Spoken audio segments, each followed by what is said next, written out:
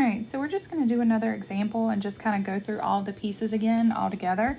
So the first thing I'm going to do with this data set is I'm going to put it in order from least to greatest. So I have 0, 1, we have 2, 3 occurs twice, 4, 5, we have 7, 9, 9, and 19. So again, I have 2, 4, 6, 8, 10, 11. So 2, 4, 6, 8, 10, and 11. All right, so my max is going to be 0.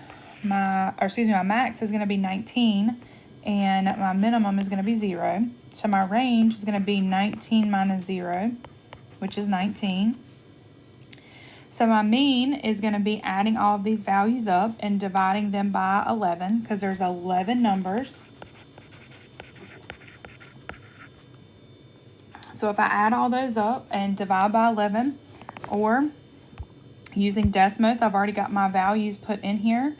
You can see that I've labeled it a different letter. I've labeled it D, but again, you can use any letter except for X and Y. So my mean is going to be D, and that's going to give me approximately 5.64. So my mean is approximately 5.64. So my mode, which numbers occur the most? So we have 2 3s and we have 2 9s. So this one actually has 2 modes. So this one has 2 modes, which is 3 and 9. And then we have the median. Well, this time we have a odd number of values. So we're going to be able to find the median pretty easily. So we have 0 and 19, 1 and 9, 2 and 9, 3 and 7, 3 and 5, and then we come to the actual middle number this time. And my middle number this time is going to be 4. Now, we could have found all of these except for the mode. So if I go back to Desmos, I could have done option, and if we go to stats, letter D for list D, we could have found our minimum, which is 0, our max was 19, our median was 4. However, remember the range would have been just the 19 minus 0. So we wouldn't have really done anything other than just subtract those two. Now, the next thing we're going to talk about is an outlier. So an outlier is exactly what the name sounds like. It's something that lies outside of the normal data. So when I'm looking at the outlier, so the way I think about this is if I am teaching class in the classroom, everybody that is in that class is going to range anywhere from 14 to 18, 19 years old. So I am the outlier because I'm the person that is older than everybody else. I don't fit in with everybody else in the classroom. I don't fit in with the data set. Or if I go to my daughter's preschool and I'm teaching a group of little kids, I'm the outlier because I'm taller than everybody else. So outliers are things that don't fit into the typical numbers that you see. So when I'm looking at my data set here, most of these range between 0 and 9. And then I have an outlier. Okay, outliers are going to be on the beginning or the ending. Okay, so they're going to be the maximum or the minimum. So my outlier is 19. 19 doesn't really fit in with the rest of my data set. So the value that is outside or abnormal from the rest of the data. So for this particular problem, my outlier is 19. So how does the outlier affect the data? So we're going to go do the exact same thing again, but this time we're going to take the outlier away from the problem. So we're going to go find all of these pieces again. I'm going to show you how easy that is to do, especially in Desmos.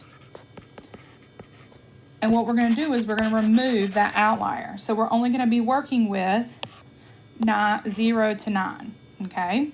So my maximum now is not going to be 19 anymore. It's going to be 9. My minimum is still going to be 0.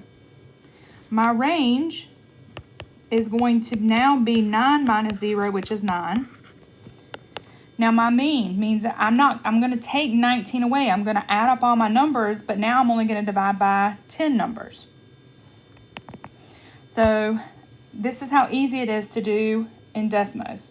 So I can come to the number 19 in my data set, and I can actually just delete it. And as I delete it, it changes everything in there. Now, obviously it didn't change the range, but we can change the range ourselves. So I can now see that my range, or my mean, is going to be 4.3. So when I took that larger number away, my mean actually decreased because that larger number was not averaged in, and it's making the average lower. So my mode, your mode should not be affected, because if you have an outlier is not going to occur the most. An outlier is something that sticks away from the problems, not occur more often. And then the median. So my median, if I look at Desmos again, I can see that my median is 3.5. Okay, so my median is 3.5. All right, so let's highlight the key pieces that were affected by the outlier. So the maximum was affected, the minimum was not, but the range is, because we took the largest number away, so my range is going to be smaller. The mean was affected, the mean went down. The mode was not affected, and the median was somewhat affected, but not really. So when I'm talking about an outlier, outliers are going to affect these main pieces the most. So outliers affect the max, or for this particular problem, it affected the max and the range. But outliers affect the mean the most. So when you have outliers, it's going to affect it more than any other thing, is the mean. Why is that? Well, if I have an outlier and I take the outlier away, we're now going to change the average. So we're talking about taking a really big number away or a really small number, and now we're just working with the numbers that are grouped together. So outliers affect the mean the most.